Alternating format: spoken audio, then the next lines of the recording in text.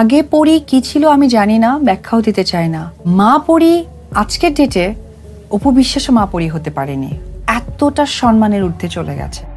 অপু বিশ্বাসের সাপোর্ট নিয়ে বুবলির সাথে ঝামেলা পাকানোয় মুগ্ধ হয়ে পরিমণির প্রশংসায় পঞ্চমুখ অপু বিশ্বাস নিজেই। পরীর প্রশংসা করায় এবার ঠিক এমনই একটা সমালোচনার মুখোমুখি হয়েছেন এই নায়িকা। মন্তব্য রয়েছে, পরিকল্পিতভাবে পরীর সাথে হাত মিলিয়েছে অপু বিশ্বাস, যেন খুব সহজেই বুবলির বিরুদ্ধে পদক্ষেপ নিতে পারেন তিনি।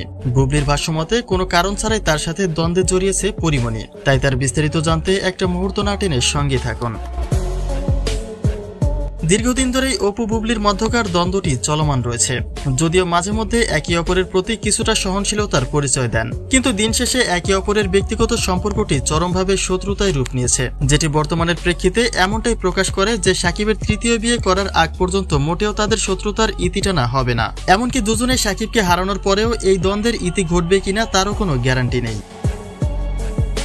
তবে লক্ষ্য করার বিষয় হচ্ছে অপু বিশ্বাসের মুখে পরিমণির প্রশংসায় পঞ্চমুখ হওয়ার বিষয়টি। কেননা অপু বলেন, মা হিসেবে পরীর আশেপাশেও জায়গা হবে না তার, কারণ একটাই সবকিছুর ঊর্ধ্বে তার সন্তান শাহীম মুহাম্মদ রাজ্য, যার প্রমাণ তিনি রাজ্যের অসুস্থতার মাধ্যমে দিয়েছিলেন।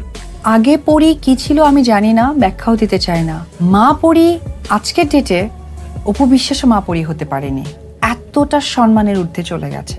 অপুর মুখে এমন কথা শোনার পরে একাধিক মন্তব্য রয়েছে যে আবারও অপু এবং পরীর বিরুদ্ধে অভিযোগ তুলবেন বুবলি, যেটি বুবলির ভাষ্যমতে ঠিক এমনই হবে যে পরিকল্পিতভাবেই অপুর সাথে হাত মিলিয়েছে পরী, আর তাই বিনা কারণে বুবলির সাথে পরী ঝামেলায় পাকানোয় খুশি হয়ে লাইভে পরীর প্রশংসা করছে অপু বিশ্বাস। তবে দর্শকদের এমন ধারণার একটাই কারণ, গত 2 দিন আগে ইঙ্গিতের মাধ্যমে বুবলি জানিয়েছেন যে অপুর সাপোর্ট নিয়ে পরীর এমন কাণ্ড তার সাথে। এখন মূল কথা হচ্ছে, প্রশংসা করার মতো কাজ করতে পারলেই অন্যদের কাছে প্রশংসিত হওয়া যায়, অর্থাৎ নিজ কর্মের মাধ্যমে অন্যদের কাছে ভালোবাসার একটা জায়গা করে নেওয়াতেই অন্য শিল্পীদের মুখে তার প্রশংসা শোনা যায়। তাই আমরা এটা বলতেই পারি যে অপুর মুখে পরিমণির প্রশংসাকে নেগেটিভ ভাবে না নিয়ে পজিটিভ ভাবে দেখা উচিত। তবে এই বিষয়ে আপনাদের কোনো মন্তব্য থাকলে তা কিন্তু নিশ্চয়ই কমেন্ট করতে ভুলবেন না।